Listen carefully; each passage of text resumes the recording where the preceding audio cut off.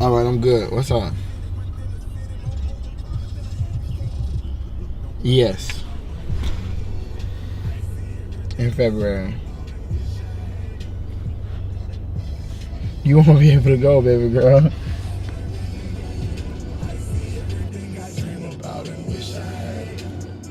That's how I used to feel when I would drive on this side of town. Like, I would look out and see these houses and stuff like that, man. Like, and wish I had it. Like, Riverside is so close to the hood, but it ain't the hood. You know what I'm saying? Like, Pakistan is like my dad. This place fathered me. This is where I learned how to be a man at. And so, it'd be foolish of me to have somewhat made it out in a sense, because a lot of them look at me and say I've made it.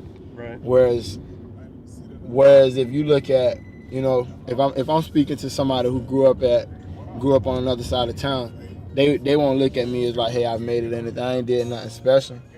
They'll just look at it like, oh, okay, you're doing what an adult supposed to do. But for me to go to college and for me to go get married and have a family, like for a lot of my boys, like, you don't made it, Seven. Like, you did it. And so here, man, my boy Nick, like, real deal, like one of the best rappers in Jacksonville. But Nick he just stopped rapping. That's crazy.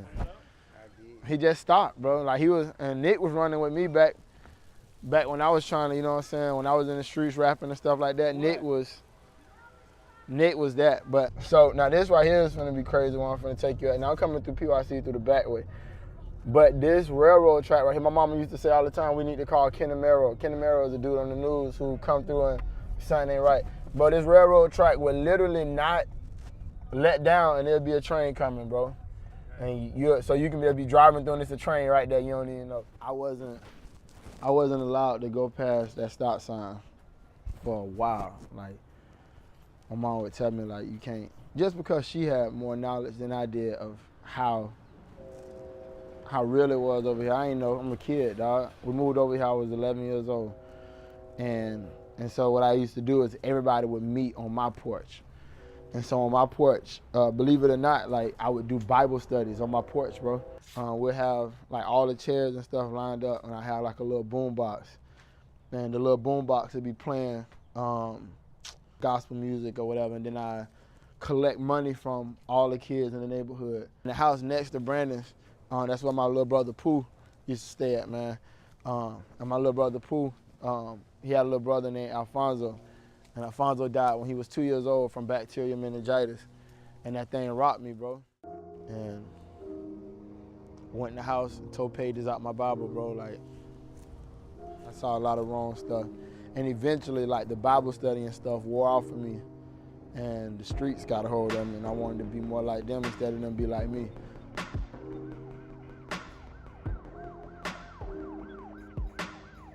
And it's the same thing here, like, and that's if all you know is guns and butter, all you know is dope, all you know is violence, all you know is seeing people get shot, killed, locked up, the police come over here and brutalize you and they over-sentence you for petty crimes, for weed, you know what I'm saying? Like, oh, now you can open up a dispensary and sell weed, but if you black and you sold weed, you go to jail.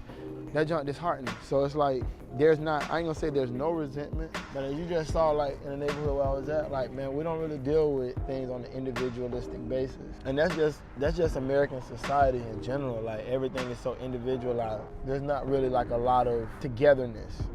There's not like a family unit. Whereas then with black people, we have that. We are a conglomerate of people. So it's like, we can't just stand up and say, well, hey, okay, well, my brother was never pulled over by a cop, so it's okay. My brother was never racially discriminated against, so it's okay.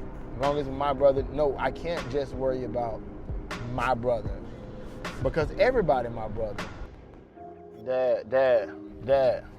You know, that's why I say Grace really the MVP, because she shares her dad with the entire world. Tiff shares her husband with the world, man, in the sense that she just lets me spend time with people and build up relationships and stuff, man. They the real heroes. It was songs like You know, they say any day we die without no trace, so every day I'm on the grind with the 9 on waist. My mind on straight, I'm focused because I grind off faith. But I'm going to make it even if I got to grind off base. Don't get it twisted, I ain't out here for that negative work, but on that block, money double like executive work. So on that block, I'm going to hustle till my ligaments hurt. Take a break, let it drop, then I'm back in line for the money. The same OG with the same old mind, the hustle in the same old streets with the same old line of muscle. Standing on the corner, that's reality based. So I'm going to stand on the corner till my salary straight. Yeah. Mad because I'm getting paid off this calorie cake. It rise and bubble. It'll outrise the struggle. The cost can struggle, but can't now knock my hustle. That's the last thing I had wrote. You know the story of Moses? Like, he grew up with a lot of privilege, but then Moses like peeped that he was Hebrew, he was an Israelite, that he realized that the people that was being oppressed, and like, hey, the Egyptians are benefiting from the oppression of my people. Moses was like, I can't do this, bro. Like, I gotta go be with my people. And he chose to go suffer in the wilderness with them instead of enjoy the pleasures of Egypt. I be feeling like that sometimes, dog. Like, if I'm being completely honest, I be feeling like, dog, am I enjoying Egypt while my family, my friends, my people are being oppressed and they are under these systemic issues and problems and police brutality and inequalities in housing? I can't do that, bro. I'm not built like that. And so in the book of Hebrews, it says that Moses, he thought it would be worth more to go suffer with Christ than enjoy the pleasures of Egypt. To me, that just shows that God so closely associates with the oppressed. That is my son. Like, he associates with the marginalized, the overlooked, and the oppressed. That's him. Jesus says in Matthew 25, I believe, whatever you do to the least of these, you do it to me. I was in prison and you didn't come visit me. What kind of people go to prison? Bad people, quote unquote. I've sat down with people and they say, well, it's not my fault.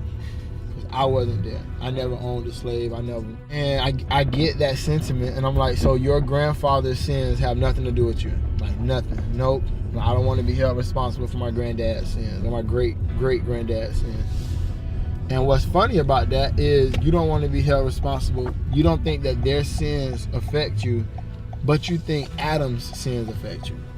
Like, you can see traits of Adam in you, but you can't see traits of your grandfather. This is completely different from other parts of Jacksonville. If you grew up gated, you wouldn't know what I'm talking about. You'll think something wrong with me.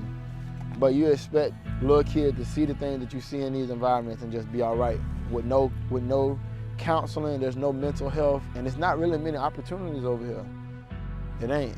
I hear a lot of people knock people that sell dope.